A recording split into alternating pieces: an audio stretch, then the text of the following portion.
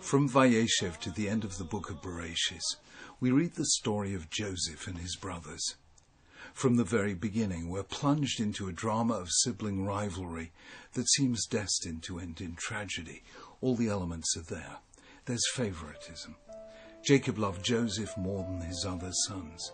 The Torah says that this was because he'd been born to him in his old age. But we also know that it was because Joseph was the first child of his beloved Rachel, who had been infertile for so many years.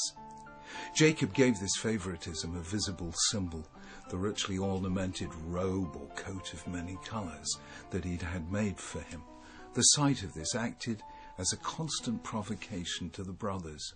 In addition, there were bad reports that Joseph brought to his father about his half-brothers, the children of the handmaids. By the 4th verse of the parashah, we read the following: When the brothers saw that their father loved him more than any of them, they hated him.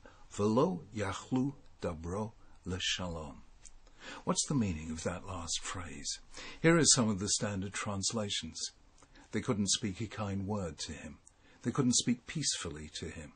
They couldn't speak to him on friendly terms. Rabbi Yonatan Eibeshutz, however, recognized that the Hebrew construction is strange. Literally, it means they could not speak him to peace. What might that mean? Rabbi Eibeshutz refers us to the command in Vayikra 19:17. You shall not hate your brother in your heart. You shall surely reprimand your neighbor and not bear sin because of him. And here is how Maimonides interprets this command, as it relates to interpersonal relations. When a person sins against another, the injured party shouldn't hate the offender and keep silent. It's his duty to inform the offender and say to him, "Why did you do this to me? Why did you sin against me in this matter?" If the offender repents and pleads for forgiveness, he should be forgiven. Rabbi Eibeshutz's point is simple. Had the brothers been able to speak to Joseph, they might have told him about their anger at his tale-bearing, of their distress at seeing the many-coloured coat. They might have spoken frankly about their sense of humiliation at the way their father favoured Rachel over their mother Leah, a favouritism that was now being carried through to the next generation. Joseph might have come to understand their feelings. It might have made him more modest, or at least more thoughtful. But lo yachlu dabro l'shalom, they simply couldn't bring themselves to speak him to peace.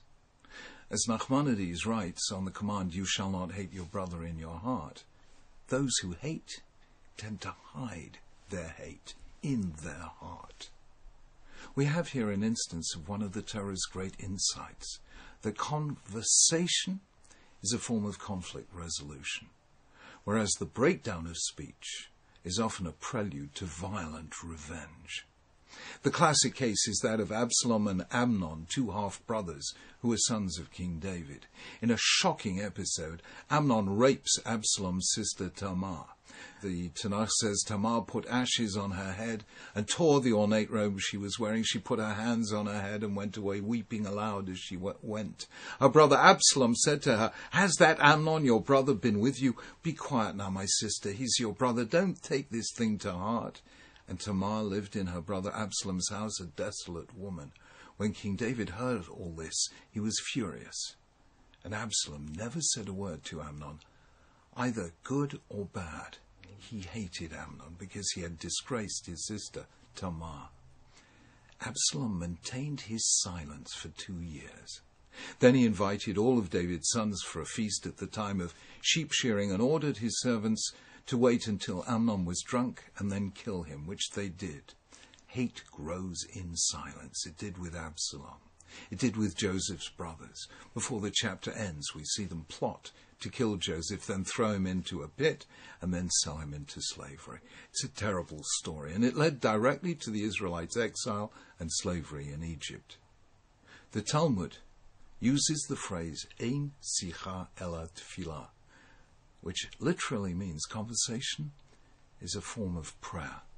because in opening ourselves up to the human other, we prepare ourselves for the act of opening up ourselves to the divine other, which is what prayer is, a conversation with God.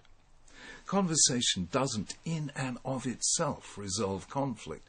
Two people who are open with one another may still have clashing desires or competing claims. They may simply not like one another. There is no law of predetermined harmony in the human domain. But conversation at least means that we recognize one another's humanity.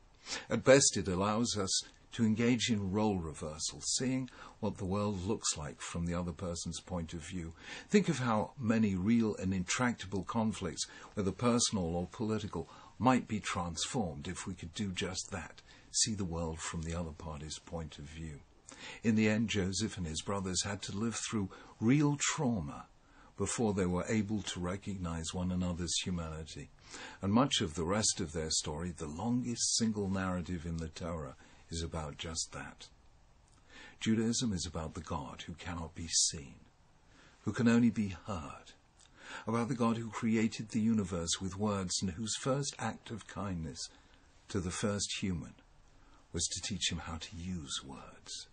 Jews, even highly secular Jews, have often been preoccupied with language. Wittgenstein understood that philosophy is about language. Levi-Strauss saw cultures as a form of language.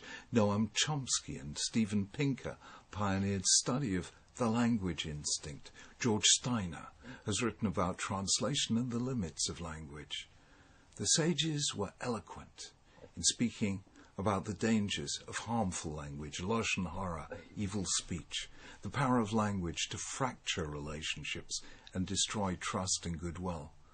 But there is evil silence as well as evil speech. It's no accident that at the very beginning of the most fateful tale of sibling rivalry in Bereshis, the role, and specifically the failure of language, is alluded to in a way missed by virtually all translations. Joseph's brothers might have spoken him to peace had they been open, candid, and willing to communicate. Speech broke down at the very point where it was needed most. Words create, words reveal, words command, words redeem. Judaism is a religion of holy words, for words are the narrow bridge across the abyss between soul and soul, between two human beings, and between humanity and God. Language is the redemption of solitude and the mender of broken relationships. However painful it is to speak about our hurt, it's more dangerous not to do so. Joseph and his brothers might have been reconciled early on in their lives, and thus spared themselves, their father, and their descendants much grief. Revealing pain is the first step to healing pain. Speech is a path to peace. Shabbat Shalom.